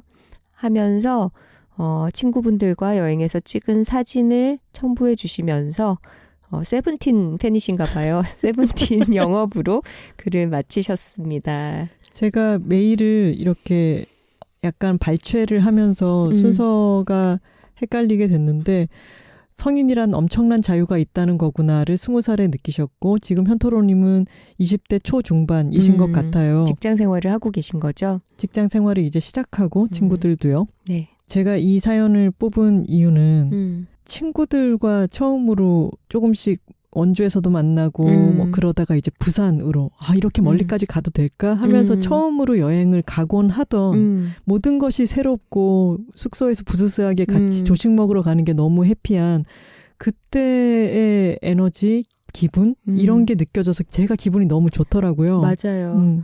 저희는 현토로님이 보시기에는 어떤 새로운 관점을 제공해 준다라고 하실 수 있지만 저희에게는 또 현토로님이 우리가 친구들과 여행 다니는데 굉장히 익숙해져서 잊어버리고 있던 어떤 감각을, 기억을 되살리게 해주셨어요. 여기 메일에 누가 그때 일을 언급하면 그제야 기억이 난다고 하셨잖아요. 저희도 똑같은 걸 이 메일을 통해서 느꼈습니다. 이 설렘. 맞아요. 톡토로님들의 연령대가 무척이나 다양하기 때문에 본인 연령대에서 느끼는 것, 생각한 것들을 저희에게 알려주시면은 이게 여러 세대가 어떤 기억을 되살리게 되기도 하고 또 나도 나이가 들면 이런 느낌이 들까를 상상해 보게 하기도 해서 저희는 이렇게 각자의 자리에서 보내주시는 메일이 너무 좋습니다. 네. 다음 사연입니다. 안녕하세요. 선우하나 작가님.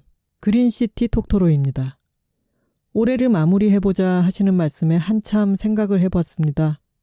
설거지를 하며 듣다 올해를 정리하는 게 뭐가 있을까 생각해봅니다. 어쩐지 아득하고 길고 멀고 무슨 일이 있었을까? 언제나 12월은 덤으로 사는 기분이라 얼른 지나가라 바라기만 했었습니다. 극도의 피로감이 켜켜이 쌓이면 한 해를 마무리하는 일은 언제나 버거웠던 것 같습니다. 그러다 그자를 만나고서야 12월의 부담감을 떠올리지 않았구나 올 초에 생각했었어요. 그자는 남자친구입니다. 아무 사이도 아닐 때 친구들에게 얘기할 때 시청 앞 그자라고 부르다 시청 앞에 사시나 봐요. 편의상 그자로 줄여 부르는데 어쩐지 마음에 들어 글을 쓰거나 톡을 할 때 그자라고 부르고 있습니다. 일단 대충 꼽아보면 어제부터 사귄 걸로 할까요? 하고 날짜 세기를 시작했다고 쳐도 벌써 2년이 넘었어요. 햇수로 3년째 사이좋게 지내고 있습니다. 저는 아버지가 하시는 작은 중소 제조업체에서 물고기 밥, 게 순돌이 간식 배달부터 시작해 4대 보험 업무를 비롯한 각종 외부 업무의 담당자이자 격리 및 기타 업무를 담당하고 있습니다.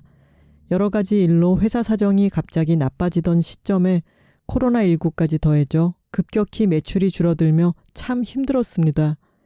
일과 가족사가 얽히니 이게 참 물을 수도 없고 도망도 갈 수 없는 상황에 처해 있습니다. 모든 악조건들이 맞물려 바닥도 끝이 안 보이게 아득하기만 했습니다. 그때 그래도 일상을 버티게 해준 건 그자였습니다. 지금도 유효합니다. 여러 어려움들이 첩첩산 중 주변을 두르고 말 그대로 길이 보이지 않을 때 묵묵히 손잡고 걸어주는 그자가 참 의지가 됐습니다. 코로나로 어디도 갈 수 없는 날들, 우리는 해운대, 동백섬, 송정, 기장, 온갖 산책로를 도장 깨게 하고 사람이 없는 곳을 찾아다니며 시간을 보냈습니다. 고스톱도 치고 둘이서 술도 마시고요. 제일 친한 친구입니다. 작년 통도사를 다녀오던 날 그자에게 그런 얘기를 했었습니다. 오늘은 부처님 앞에 절을 하면서도 아무 소원도 없었다고. 그냥 잔잔하게 참 행복했다고. 매일매일 쏟아지는 일들에 거리를 좀 두고 숨 쉴 수 있는 여유가 있다는 게 얼마나 다행인지 모르겠어요. 봄이면 어쩐지 사는 게 한없이 아득해서 꽃이 필 때도 여린 연두가 지천으로 필 때도 마음이 아파 매년 좀 무디게 봄을 알았습니다. 이제는 봄에도 무던하게 꽃이 피니 아름답구나 할 수 있습니다. 올해 좋았던 순간들에는 그자가 다 있네요. 영도 해동병원 뒤 완도식당을 발견하고 돼지국밥을 먹으러 갈 때도, 여름밤 달맞이길을 들어서는 즈음에 풍겨오던 짙은 숲 냄새를 맡던 날에도, 태풍이 지나간 송정 바닷가를 말없이 걸을 때도, 연주회를 마치고 나오며 비슷한 포인트에서 좋았던 걸 발견하고 기뻐할 때도, 집 주변에서 제일 좋아하는 동백나무가 해거리를 하는지 시들해 걱정했었거든요. 올해 11월 무사히 꽃을 피울 때도, 그리고 꽃이 펴서 다행이다 하고 돌아오는 길에 같이 그네를 타는 그런 손꼽을 수 없이 많은 잔잔하게 무던한 일상을 함께 해주는 그자가 곁에 있습니다. 40대의 연애가 서로의 관절 건강을 걱정해 주는 거라고 아무도 얘기해 주지 않았지만 서로의 머리에 염색약 발라주며 우리는 잘 지냅니다. 어느 날인가 너무 속이 상한 채로 그자를 만나러 갔는데 차에서 마침 양희은 선생님 노래 늘 그대가 흘러나왔습니다. 누르고 누르던 감정이 갑자기 터져 운전대 붙들고 한참을 울었는데 그자가 가만히 기다려줬어요. 아직 일은 그대로 버겁고 어렵습니다. 당장 어떻게 해결이 될 거란 보장도 없고요. 그래도 그자가 같이 노래를 가만히 들어주던 것처럼 곁에 있어주면 저는 괜찮을 것 같습니다. 그리고 두 분 작가님과 함께하는 여둘톡도 올 한 해 제게 엄청나게 큰 힘이 되어 주었습니다. 마음이 흔들릴 때마다 두 분이 찰떡같이 마음을 매만져주는 말들로 상처에 후시딘을 발라주시는 것 같았어요. 새살이 솔솔. 이건 마데카 소리인가요? 퇴근길에 즐겁게 들으며 퇴근하겠습니다. 오늘은 칼퇴입니다. 하셨습니다. 네. 40대의 연애 풍경이 참 따숩네요. 서로의 관절 건강을 걱정하며 서로 머리에 염색약 발라주며 그렇게 잘 지내는 모습. 그리고 꼭 연애 관계가 아니더라도 옆에서 이렇게 일상의 순간들을 나누는 존재 참 소중하다는 거를 그린시티 톡토로님의 메일을 받고 다시 저도 생각해보게 됩니다. 그리고 이 호칭이 참 수상하지 않나요? 그자. 그 중립적이면서도 뭔가 수상해 보이는 이 그자라고 하는 호칭과 참 또 따숩잖아요, 내용이. 이 간극이 참 좋은 것 같습니다. 서로 흰머리 잘 염색해주면서 사이좋게 지내시길 바랍니다. 네, 마곡 톡토로님의 올해 연말 결산입니다. 안녕하세요. 서울 서부의 자랑 에라센 LG아트센터죠. 인근 주민 마곡 톡토로입니다. 2022년 결산이라니 이건 정말 남겨야 해 라고 문득 꽂혀서 메일을 씁니다. 저는 한국 나이 기준 38의 기혼 여성입니다. 4년 전 결혼을 하면서 아이는 가지지 않고 딩크로 살자고 남편과 다짐했었어요. 나는 나 자신 하나 키우는 데에도 시간과 돈이 부족하다고요. 하고 싶은 것, 배우고 싶은 것, 먹고 갖고 싶은 것이 많으니까요. 그리고 2021년까지 둘이 즐겁게 또 여유롭게 지냈어요. 아주 간혹 아이가 있으면 어떨까 생각해 보긴 했으나 매번 20평 아파트에 그랜드 피아노를 드릴 수는 없다는 결론을 내렸어요. 혹시 이 비유 아시나요?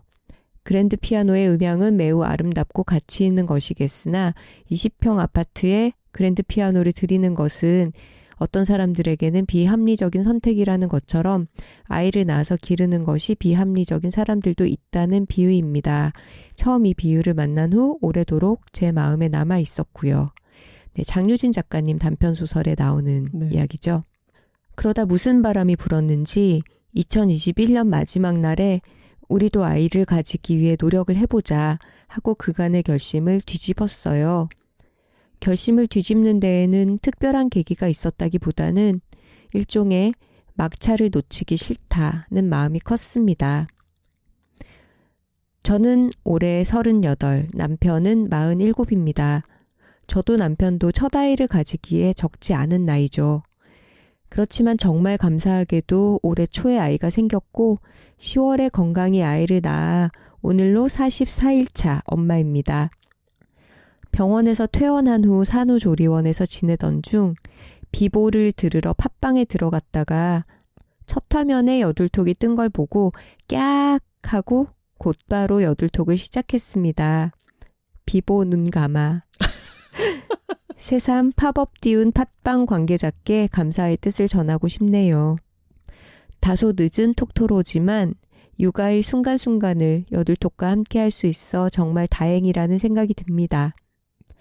아이를 먹이고 재우느라 늘 잠이 부족하고 아이의 개워낸 자국으로 상의 어딘가에 항상 희끄무레한 얼룩이 있고 시큼한 냄새도 좀 나는 것 같으며 심지어 매일 하던 샤워도 가끔 건너뛰면서 존엄성의 위기에 봉착한 것 같지만요. 그래도 아이가 낮잠 자는 동안 디카페인 커피 마시면서 두 분 작가님들이 담백하고 잔잔한 목소리로 전해주시는 공연 이야기, 여행 이야기로 대리만족하고 있습니다. 아, 면허와 운전 이야기에 특히 공감했어요. 20대에는 타인이 태워주는 데 익숙해서 운전의 필요성을 잘 느끼지 못했어요.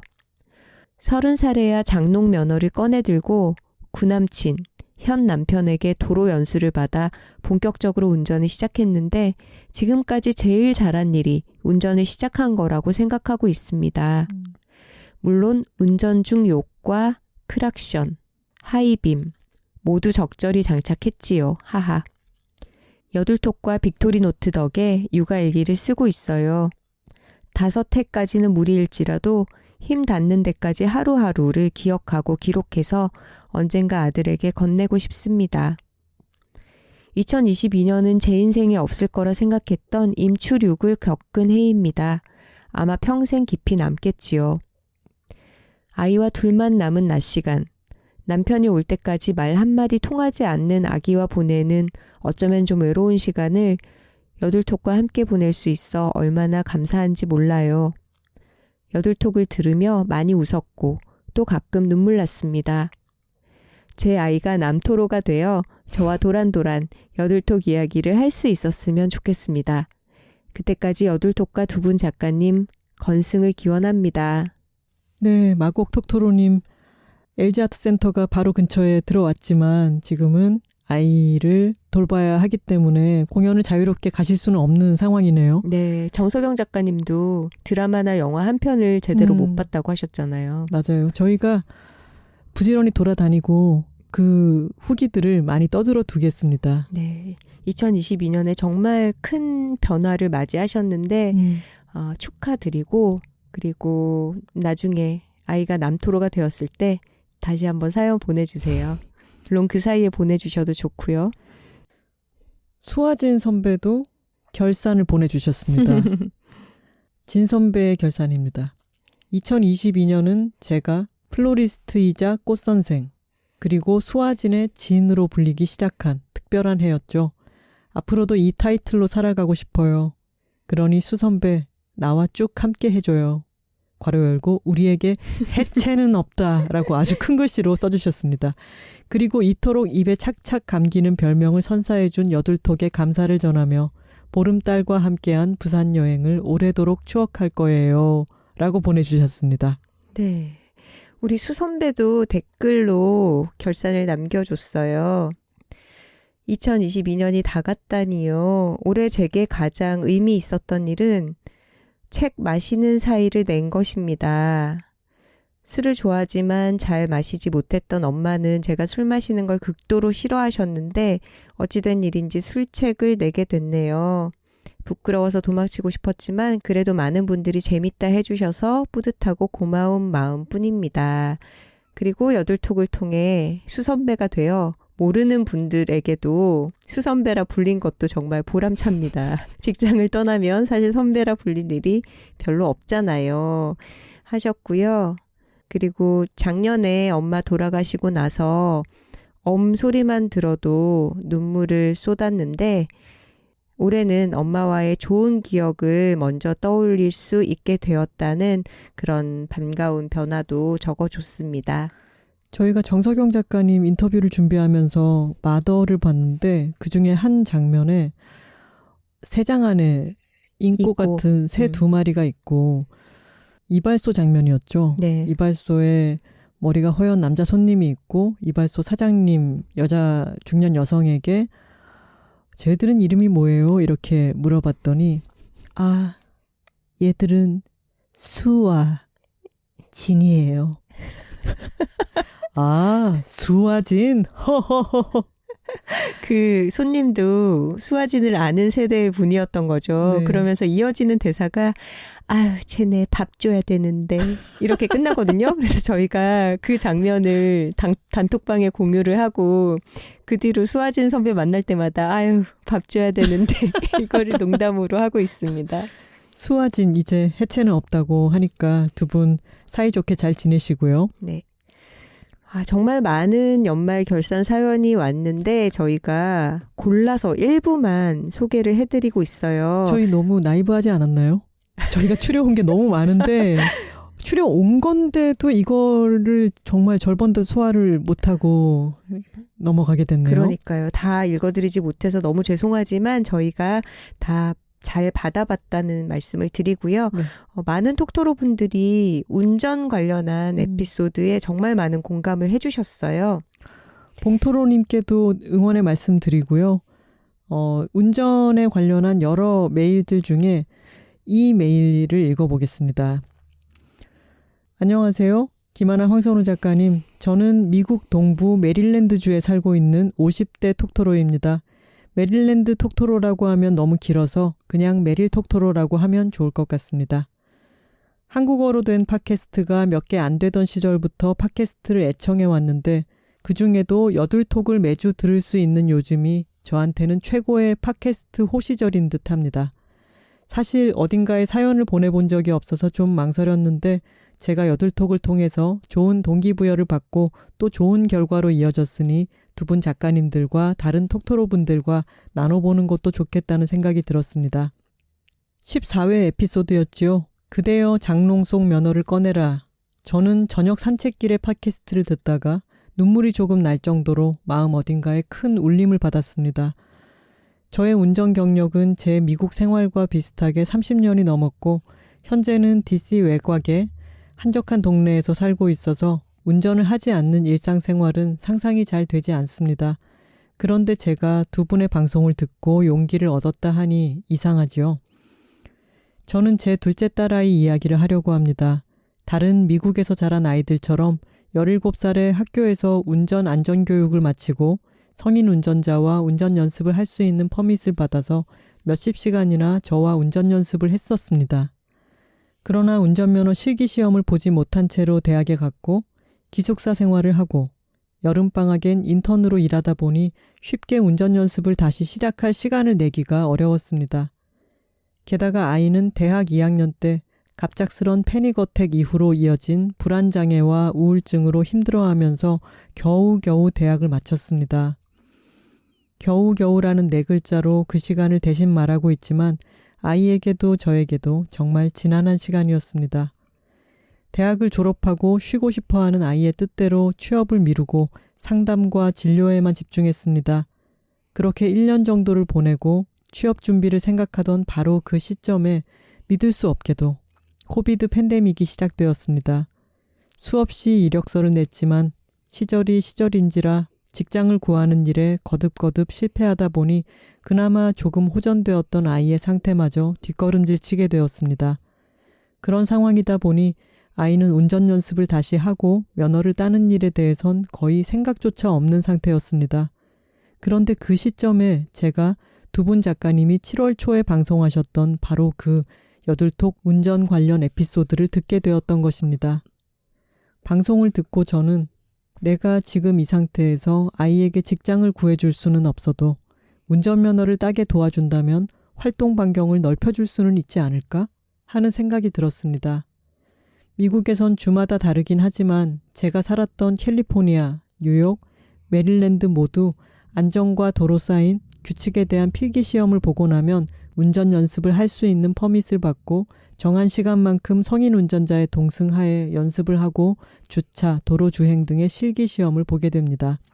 며칠에 걸쳐 아이를 설득해서 주차량국에 가서 8년 만에 다시 운전 연습 퍼밋을 신청했고 서류 처리를 해주던 여성 직원분이 사진을 찍어주면서 이제 다시 시도해볼 준비가 된 거네 라고 말해주었습니다. 그렇게 7월 말 한여름에 저와 아이는 낮 시간에 텅 빈 동네 공원 주차장에서 운전 연습을 시작해서 처음부터 새로 조금씩 다시 배워나갔습니다. 무언가 새로 도전하고 작은 성취감을 쌓아가는 것이 무기력하던 아이에게 자신감을 주었던지 운전 연습을 시작한 지 한 달 정도 되었을 때 파트타임으로 일을 시작하게 되었고 여러 회사에 면접도 보았습니다. 그리고 가을이 끝나갈 무렵 이제는 시험을 볼 수 있을 것 같다며 운전 실기시험 날짜를 정했고 시험이 일주일 앞으로 다가온 12월 초에 풀타임 잡 오퍼를 받았습니다. 회사에서 정한 대면 인터뷰가 예약해둔 운전시험 날짜와 겹쳐 시험 날짜를 일주일 미룬 끝에 지난 12월 16일, 제 생일이네요. 오전에 아이는 생전 처음 본 운전 실기시험을 단번에 패스했고 그날 오후에 직장에서 모든 인터뷰와 서류가 처리되어 다음 주부터 사무실에 나와 트레이닝 과정을 시작하라는 연락을 받았습니다. 저는 아이를 꼭 안아주고 축하를 전했습니다. 사실 저희 딸은 지난 10월에 만으로 26살이 되었으니 제가 계속 아이라 호칭하는 게 좀 어색하긴 합니다. 그러나 50대 중반인 제가 한국에 계신 저희 엄마에게 늘 걱정스런 아이인 것처럼 제 딸도 저에겐 늘 아이 같아서 자꾸 그렇게 부르게 되는 것 이해해 주세요. 물론 딸아이가 운전면허를 땄다고 당장 눈앞에 다른 인생이 펼쳐지고 지금 구한 직장이 평생 직장일 리 없다는 것 잘 알고 있습니다. 하지만 분명히 전과는 달라졌습니다. 그리고 더 달라질 거라고 믿습니다. 포기했던 운전을 배우려고 불안과 무기력을 누르고 다시 운전석에 앉던 순간마다 딸아이가 발 디딜 수 있는 세계가 분명 조금씩 더 확실하고 조금씩 더 넓어지고 있었다는 것을요. 두 분 작가님이 제 글을 읽어보시기만 해도 저에겐 그리고 저희 딸에게도 큰 응원이 될 것 같아 부끄러운 글이지만 사연을 보냅니다. 그리고 비슷한 상황에 처한 톡토로 분이 계신다면 그분들께도 응원이 될 것 같습니다. 두 분께서 좋은 방송 만들어주시고 좋은 글 써주셔서 항상 고맙습니다. 부디 건강 조심하시고 오래오래 글 쓰시고 방송해주세요. 외국 생활이 길다 보니 띄어쓰기가 제일 자신 없고 정말 어렵네요. 양해 부탁드립니다. 하셨는데요. 띄어쓰기 문제 없고 아주 잘 읽었습니다. 네. 그리고 저는 한국에서만 계속 지냈지만 띄어쓰기 굉장히 못하고요. 늘 헷갈립니다. 그리고 덧붙이자면 저희도 집에 가면은 우리 아이라는 소리를 듣습니다.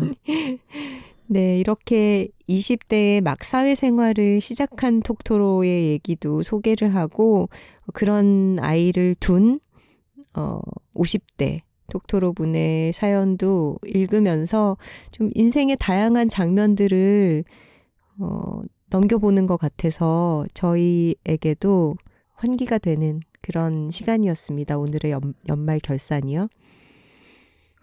저는 솜사탕 비유를 쓰기를 좋아하는데요. 솜사탕을 우리 어린 시절에 만드는 기계를 생각해 보면 막 이렇게 설탕이 이렇게 실처럼 만들어져서 돌아가고 있으면 그 가운데다가 나무 막대기를 넣으면 그게 뱅글뱅글 돌아가면서 솜사탕이 한 개의 솜사탕으로 떨어져 나오게 되잖아요. 근데 거기다가 나무 작대기를 꽂지 않으면은 그게 동그랗게 말려지진 않잖아요. 근데 저희는 막대기를 그냥 이곳저곳에 놓아두는 역할을 하고 있다고 생각해요. 지금까지 39화를 오면서 이런 생각 저런 생각을 막대기처럼 이렇게 저렇게 꽂아둬 보면 톡토로님들이 여기에다가 정말 그 풍성한 솜사탕처럼 자신들의 이야기를 덧붙여 주셔서 비로소 하나의 의미를 갖게 되는 것 같습니다. 네. 그리고 톡토로 분들의 결산을 소개하면서 참 돌아보게 되네요. 우리의 인생에 생기는 여러 가지 사건들.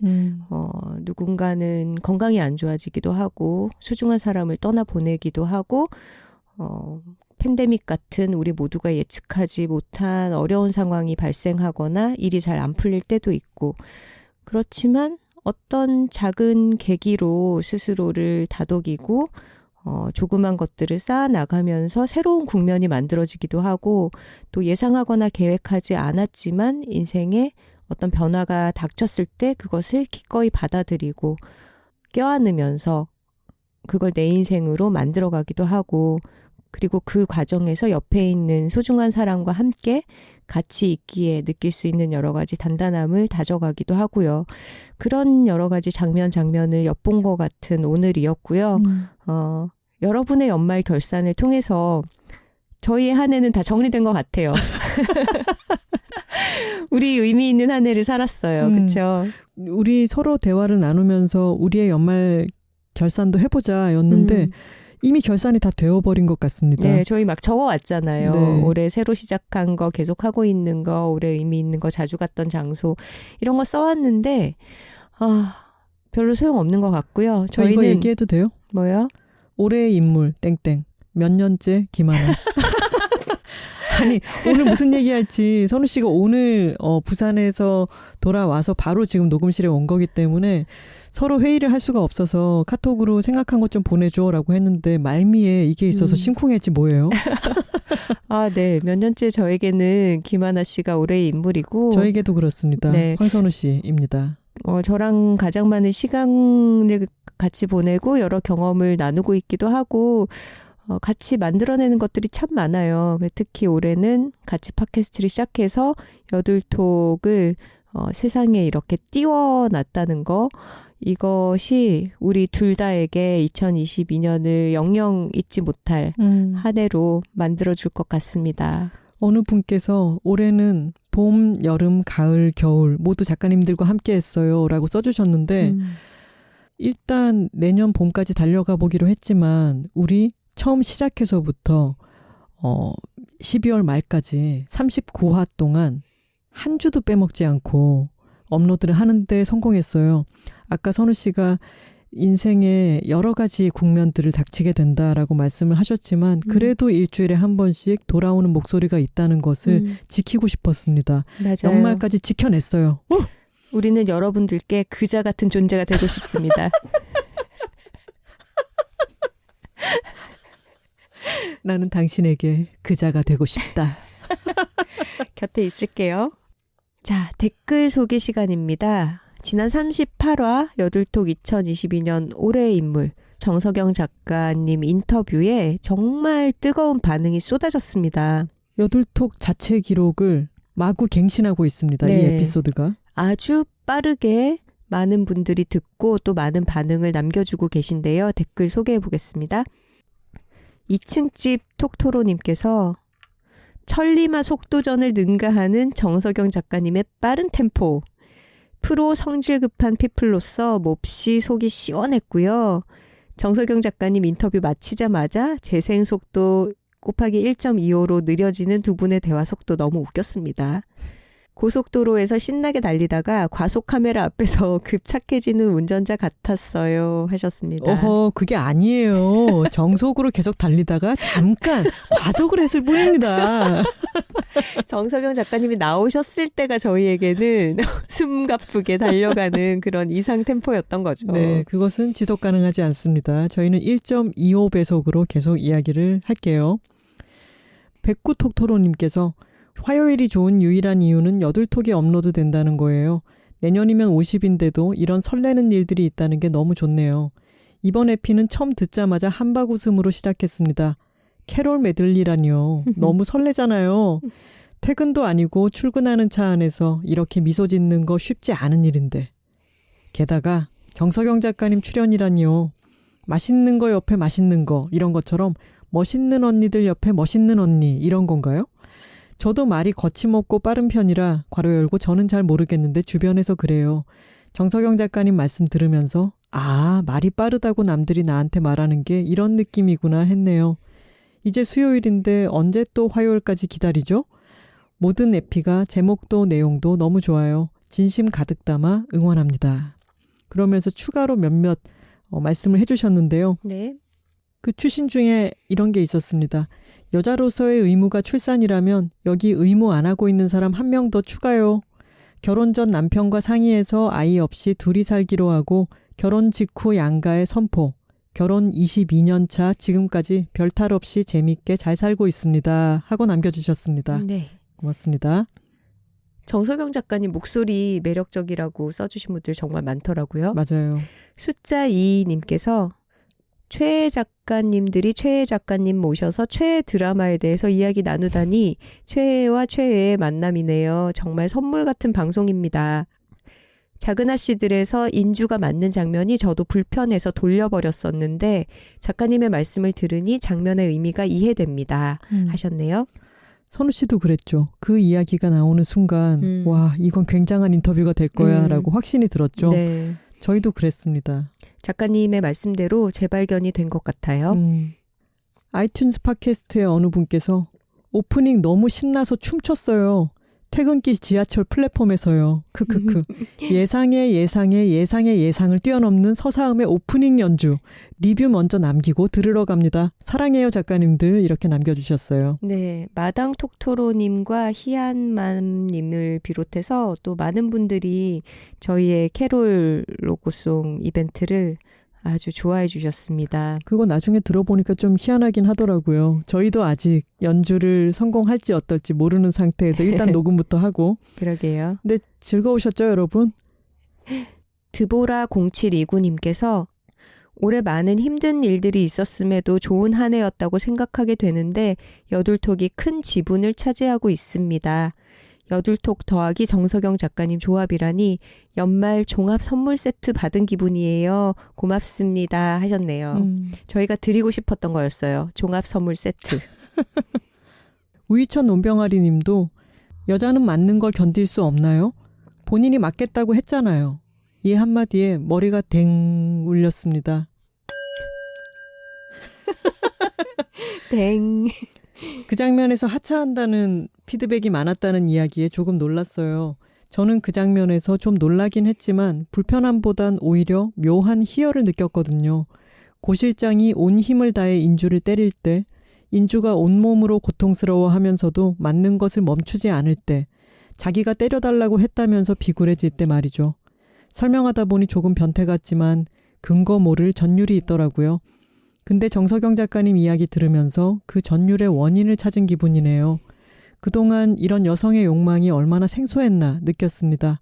앞으로도 미디어에서 고수임과 오인주처럼 복잡하고 처참한 욕망을 가진 진짜 여성 캐릭터들을 많이 볼 수 있으면 좋겠네요. 정말 1초의 군더더기도 없는 2시간 꽉꽉 담긴 정석영 작가님을 닮은 인터뷰네요. 여둘톡에서 두 분과 함께한 인터뷰라 그런가 더 편안하고 유쾌하게 이야기 나누신 것 같아요. 흐흐 하셨습니다. 그리고 인스타그램에서요. 이번 여둘톡 38화를 소개하는 피드를 올렸더니 정말 열광적인 반응이 쏟아졌는데요.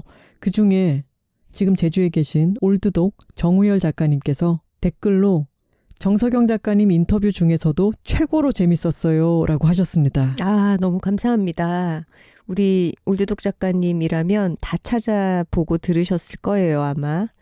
정석영 작가님이 참 다양한 곳에 인터뷰를 많이 하셨는데 그중에서도 가장 재밌었다니 너무 기쁩니다. 네, 연말 종합 선물 세트 성공했다. 정석영 작가님이 여들톡에 올해의 인물로 이렇게 출연해 주신 게 저희로서도 참 너무 좋은 게 저희가 또 유명하다고만 좋아하나요?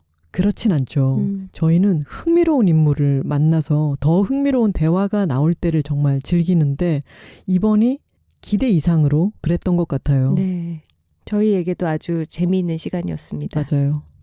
그흐스님께서 오프닝이 짧게 끝날 줄 알았는데 1분이 넘는 캐롤이라니 미소가 절로 나오더라고요. 왠지 어렸을 때 생각도 나고 반가웠습니다. 황선우 작가님께서 연주하시는 게 리코더 맞을까요?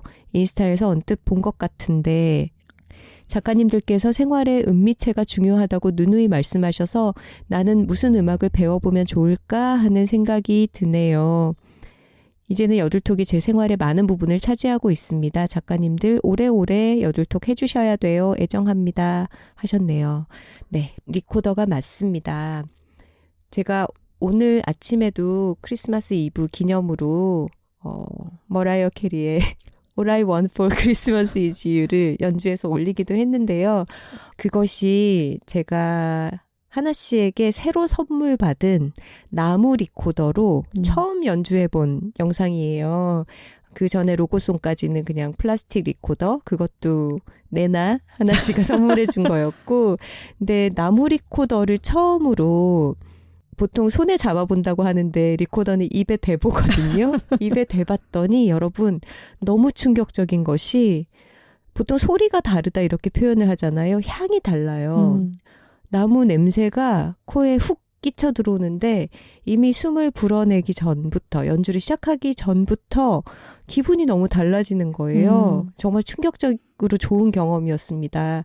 그래서 본인의 생일이 얼마 지나지 않아서 저에게만 크리스마스 선물을 안겨준 김하나 작가에게 감사하며 제가 좀 더 연습해서 나무 리코더로 또 다른 연주를 해보도록 할게요. 정말 생각 못한 지점이었어요. 연필처럼 코에 댔을 때 그런 나무 냄새가 난다는 것. 네. 그리고 나무 리코더는 아주 비싼 것도 많지만 사실 그런 것은 아니고 연습용 나무 리코더라서 34,000원 주고 샀습니다.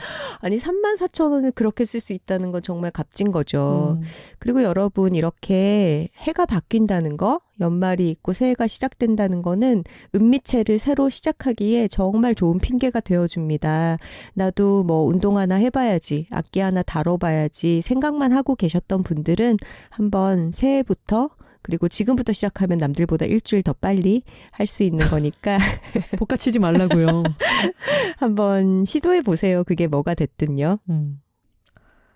연말 마지막 여둘톡을 아주 근사하게 끝내고 싶었지만 톡갈도 까먹고 이러는 것처럼 저희는 마지막까지 약간 우당탕탕으로 왔네요. 대충 이 정도에서 갑자기 끝내보도록 하겠습니다. 고민과 사연은 W2Talking W 숫자 2 TALKING @gmail.com으로 보내주시면 됩니다. 네, 내년에도 우당탕탕 잘 달려가 보겠습니다. 여둘톡 39화 주제는 2022년 연말 결산이었습니다. 여둘픽은 러브핑코, 캐릭터 배 워머, 그리고 민은기 교수님의 난처한 클래식 수업 시리즈였습니다.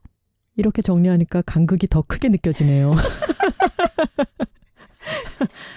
여둘톡 뒤에는 톡토로가 있고 톡토로 뒤에는 여둘톡이 있습니다. 저희는 2023년에도 새로운 주제로 돌아오겠습니다. 화요일입니다. 감사합니다.